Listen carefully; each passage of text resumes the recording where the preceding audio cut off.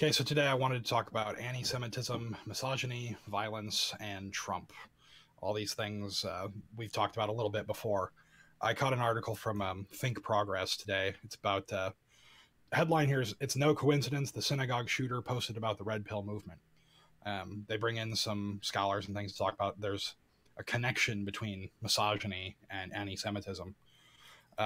Specifically, Keegan Hanks, who's a research analyst, said misogyny plays a big role in radicalizing people and attracting them to some of the most extreme, racist, anti Semitic, and Islamic phobic parts of the internet that often embrace violent rhetoric.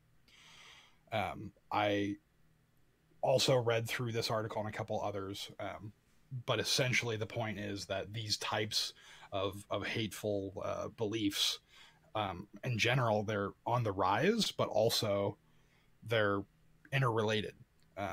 You'll often find that people will participate in one or two or three sets of these communities where they'll be in one where it's, both Islamophobic and misogynistic, or it'll be, some combination of others. And often they're in multiple communities, and it's pretty hard to delineate, like, oh, this person was just an Islamophobe or just a misogynist.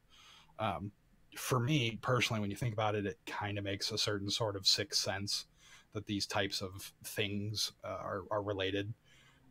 In particular, I think it's often it's related to this sense that you, if you're the person in this example, that you are somehow better than Muslims, and that sense of supremacy can easily transfer from one violent thing to another.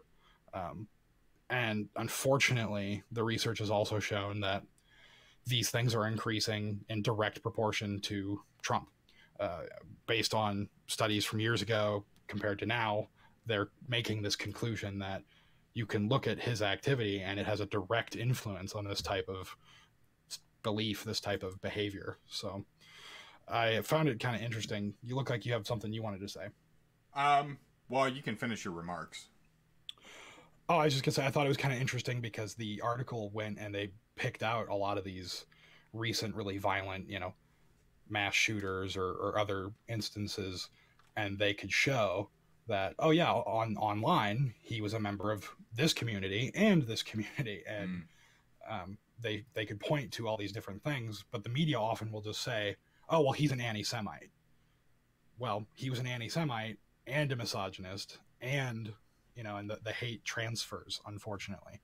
right now, if you're trying to become more politically conscious or you're trying to educate yourself in one way or another, whether you're in college or whatever, for me at least, uh, understanding the depth to which bigotry is contagious and is pernicious and is um, evangelical. The more that you realize that, the more effective I think you can be at trying to argue against it. And that leads, I think that conclusion leads you to to become more active, I think, in rebuking those behaviors, because the battlefield becomes normalization. This is an argument that we're having about the Mueller report. It's been an argument that we're having about Trump's language in general, his lying. There's lots of different things that Trump does that anyone who is being intellectually honest knows is to the negative for society, because he furthers tons of different kinds of pernicious ideologies that increase the total hate in the world as opposed to decreasing it. And so yeah, I think this is a very important thing to be aware of. These things are on the rise, and I can tell you, where we live, we just saw a video yesterday where this guy is just overtly on the street just calling this African American woman the N word just over and over and over, in a way that I don't think I've seen in my lifetime. And that Uh, was in town. yeah, that was just in town, just on the street, Wow. and he didn't seem concerned at all that he had just been taken on video using that language. And then there was this really gross moment where he says, I won't repeat his language, obviously, but just assume that every other word is the N-word. He says, "You didn't think that I would call the police? You didn't think that I would file a report on you?" And the way that he said it implied, you know, it's so thick that you could cut it with a knife. It implied it doesn't matter what I do because I'm white and the cops are going to come and help me, and you're in trouble because you're black. And that type of behavior will become more normalized if good people don't challenge it. And I think the first step to becoming somebody that can actively challenge those behaviors is to understand that the ideology that breeds those behaviors is on the rise, and that should lead you to want to understand more about how those ideologies work and where they come from, how they originate, etc.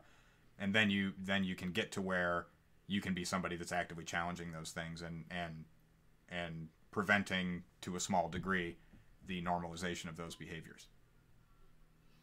Yeah, I also wanted to toss in another quote here.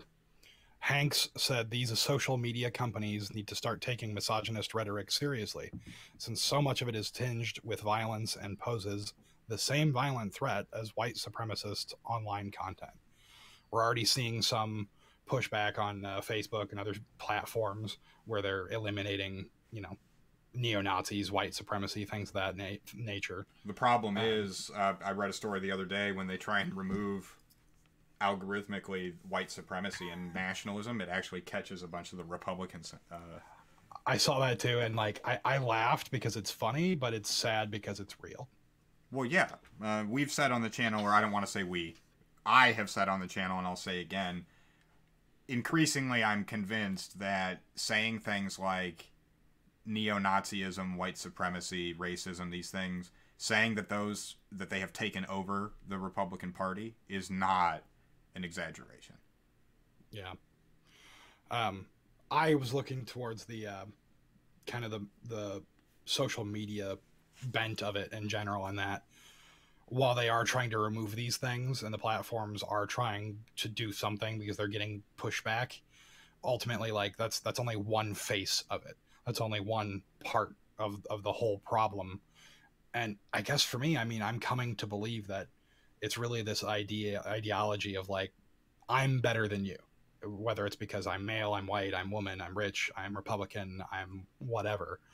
That superiority naturally lends itself to creating an other, and creating these others then makes it much easier to denigrate them, destroy them, not like them, not hate them, not care about them, however you want to phrase it.